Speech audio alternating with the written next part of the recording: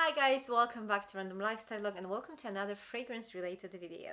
So today we're going to talk about Zara Emotions line, which is the line created by Jo Malone. So this is a perfect option for all of you who don't really want to spend that much money on Jo Malone colognes. We have a whole collection of other perfumes and I'm going to tell you a little bit about every single one of them. I have 9 scents. I'm pretty sure this is a complete collection and I really hope there's nothing released in between me recording this video and me posting it on YouTube. Okay, so let's jump in. So I was thinking about the order in which I should actually show these fragrances to you, and then I decided to go from my least favorite to the best ones in my personal opinion.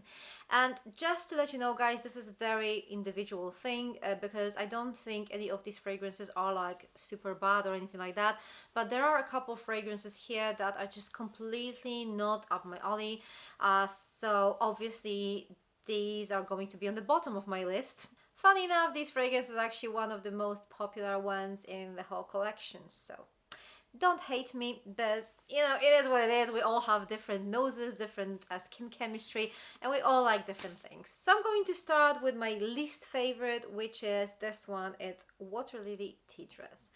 And there is something really annoying about this fragrance, for me obviously. This is like a watery, aquatic scent. I think this wateriness is actually brought by mint. The ingredients, the main notes, and that's actually probably an important thing to say, there are only 3 notes in every single one of those fragrances, so they're perfect for layering. I mean, not all of them, some of them are like super intense and I wouldn't layer them, but in general, I think these make a perfect base for layering. So Water Lily Tea Dress, main notes, bergamot, green mint, and musks. So as I mentioned before, I think that green mint is the reason why I don't like it. It's very like watery, refreshing, completely not up my alley. The description of this scent is the sweetness of a piece of jazz music in the air, a picnic on the grass, a floral dress fluttering in the wind. Okay, so I kind of get that. I kind of get why people like it, but this is just completely not my thing. Completely not my type of fragrance, and it's I mean, to the point when it's actually irritating me when it's on my skin. So that's something I'm definitely not going to use. And actually the layering option does not really help me much with this fragrance because this minty note is quite prominent and it just appears in everything I actually layer this with. So I'm probably going to give this one away. I just kept this because I wanted to make this video, so that's the only reason. I'm pretty sure most of you will love it. It's just not me, okay? The next one is another favorite of many people. This is Amalfi Sunray, and this is one of those scents that people describe as a Mediterranean. So this is like a properly citrusy scent. And don't hate me, but to me this smells like a toilet cleaning product. Like, honestly, I never knew why people actually love scents like that one. And it's not only about this particular scent, there are like scents like that, you know. They usually like name like Mediterranean something or like Amalfi something, or I don't know, just like related to like Italy or whatever. And to me, they all smell like a toilet cleaning product. And I just can't get over it. I can't get over it. I mean, it's not unpleasant or anything, but it just smells like a clean bathroom, so it's not something I want to wear on my skin. And I know I'm in a minority here. Most people will actually like the scent. I'm fully aware of that, but this is just me, you know, this is just what my mind kind of creates. This is the vision my mind creates in my head, and I just can't get over it. So the main notes here are bergamot, mandarin orange, and orange flower. I mean, I'm not a massive fan of bergamot, but if I just read those notes, I would think that maybe I would like it. I don't. And it says happy souvenirs of a summer vacation in Italy. Yeah, this is pretty much this. Mediterranean, Italian, holiday type of scent. I'm sure, again, most of you will love it. I don't. By the way, this is one of those fragrances that I could potentially layer.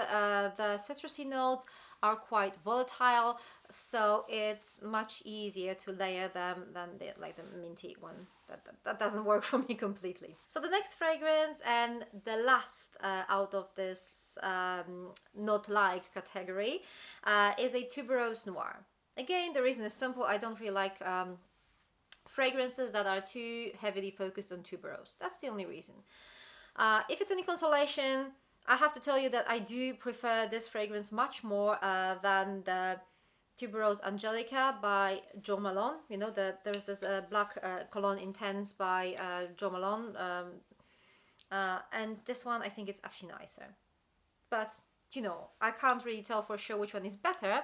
But this is obviously just my opinion on that. And the notes here are Lang Lang, Tuberose, and Sandalwood. The scent of tuberose is more luxurious than a pair of diamonds. Do you know, I kind of get it. I kind of get why people like tuberose, and I'm pretty sure if you like that scent in general, you will love this fragrance. To me, I'm trying to include more tuberose scents in my collection, and I'm just learning to like it and appreciate it in fragrances.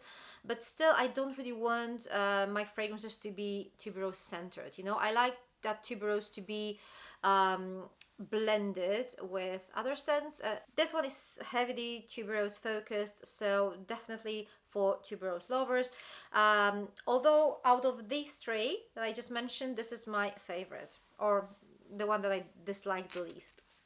Okay, so let's move on to the next category, which are fragrances I don't mind. I kind of like them, but are just not something that I will probably wear constantly. So the first one here is Flor de Patchouli, and this one has peony, patchouli, and guaiac wood as main notes.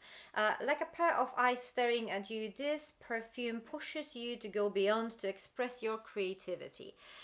So this fragrance is probably the most unexpected when it comes to Jo Malone creations. I mean, this does not smell like something Jo Malone would create, in my opinion, okay?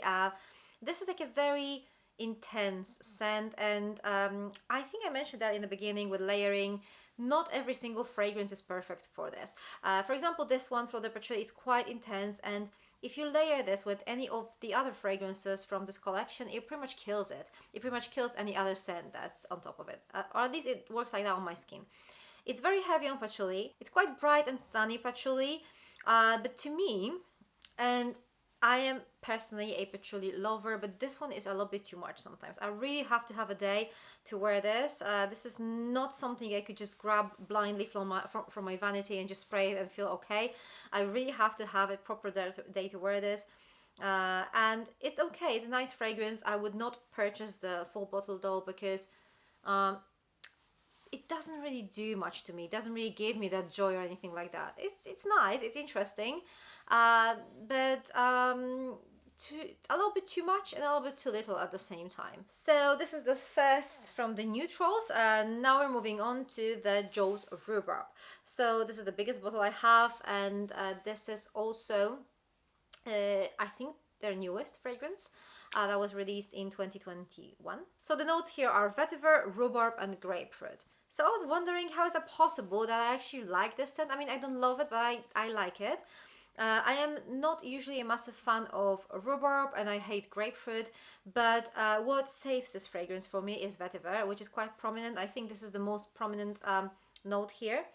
I mean, don't get me wrong, the first impression you get from this is rhubarb, obviously. But this is quite heavy on vetiver, and that makes it so much more interesting for me. I like it. I really like the scent. Again, not something I would just use all the time. I have to have that day to use it, but this is something that wouldn't bother me as much as the Flor de Patchouli if I grabbed it on a wrong day. It would be just something like, you know, something that you can easily ignore. Whereas the Flor de Patchouli one is something that you can't ignore. It's just there. It's in your face and very loud. This one, something that you can just forget you have on you. So yeah. That's that. The next one is Fleur d'Oranger. So this one, I have to tell you, almost made to top 3, but you know, the other 3 were just better, and I'm just using their album more often than this one. So here we have Orange Blossom, Neroli, and Lang Lang. And it says we should always celebrate moments of happiness with orange blossom. So this is in fact a truly happy scent. It actually makes you smile when you smell it. It's gorgeous. It's really pretty. It's not something I would, again, probably use all the time, but it's perfect for spring, summer, very summery scent, okay? If you love Neroli, if you love Lang Lang, If you like orange blossom, then this is definitely for you, and this is definitely a safe blind buy. So the top 3 opens with Vetiver Pamplemousse, and this is very Jo Malone scent. So what we have here is grapefruit, mandarin orange, and vetiver. A spray of cologne on a white cotton t-shirt, the scent of everyday. And this is a perfect description. I think actually these descriptions are quite accurate. So yeah, this is a gorgeous scent. This is beautifully blended grapefruit. And just bear in mind, I don't like grapefruit in general, but here it's just amazingly blended with mandarin orange, and there's this vetiver that gives it a little bit more substance. So a beautiful everyday scent, very, again, quite summery, springy. It's not something you'll probably rock on like winter or autumn, but yeah, this is such a gorgeous everyday scent. Next up, we have Bohemian Bluebells. And guys, bluebells are one of those notes that I like literally hate. I can't stand bluebells. No, that's a big no for me. And when I first sniffed it, I was really surprised because I was like, you know, this is probably the best made bluebells ever. And I was like, I really like it. I've never thought that bluebells would smell like this. Guess why? Well, there's no bluebells in this fragrance. The notes here are lavender, sandalwood, and musks. Okay, no wonder that I like it. I mean, all the notes that I usually like. No bluebells. Why is it actually called bluebells? I have no idea. But yeah, this is my favorite bluebell scent without bluebells. A fragrance that breathes a bohemian spirit full of courage and hypnotic power, unlike anything you've ever smelled before. I wouldn't maybe go that far as unlike anything that I've never smelled before. It is unique, but it's not that unique, okay? It's a gorgeous scent. If you love lavender, if you love sandalwood, it's not like super heavy on musk, but it's really pretty. It is quite unisex. I think this could be worn by a man too. And this is definitely one of my favorites here, and I would even consider repurchasing a full-size bottle after I used up this one. And then we have my number 1, which is Ebony Wood. Obviously, I do love woody scents, and here we have pepper, clove, and ebony wood. No surprise here. That moment of freedom and carelessness when an adventure begins. I don't know, it's like a gorgeous woody scent. It is a little bit peppery, but there's nothing like too overpowering about it. Do you know what, guys? There is nothing much left to add. This is a gorgeously blended woody aromatic scent. Beautiful, just beautiful. I like it. So these are all the fragrances, and let me tell you this. I personally prefer these fragrances to the original Jo Malone brand colognes, you know, the white one with the ivory sticker. I do prefer these.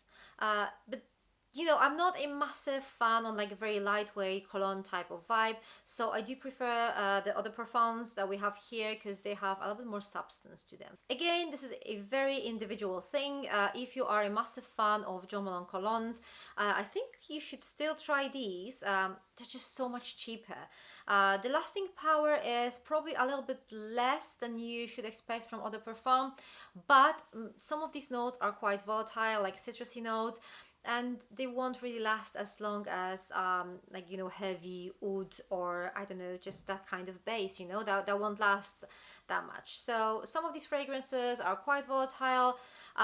Still, you pay so much less than you would have paid for Jo Malone original fragrances, and I'm talking about Jo Malone brand and Jo Loves. They're both quite pricey, so this is a so much cheaper alternative. If you don't really want to splurge, if you don't really want to break the bank, this is a great option.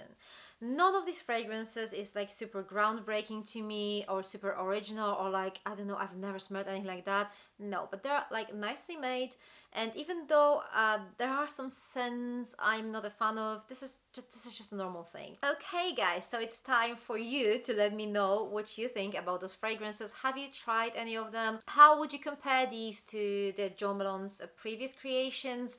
I would love to hear your thoughts, especially if you are a fan of those fragrances that I don't like. I still want to know what you think about those fragrances, and I would really appreciate if you shared your thoughts with me in the comments below. So that's it for today. Thank you very much for watching. For more fragrance content, check those videos on my left side, and also be here next Friday. We have Fragrance Fridays here on Random Lifestyle Vlog, so make sure to be here. Thank you very much for watching again. Take care. Bye.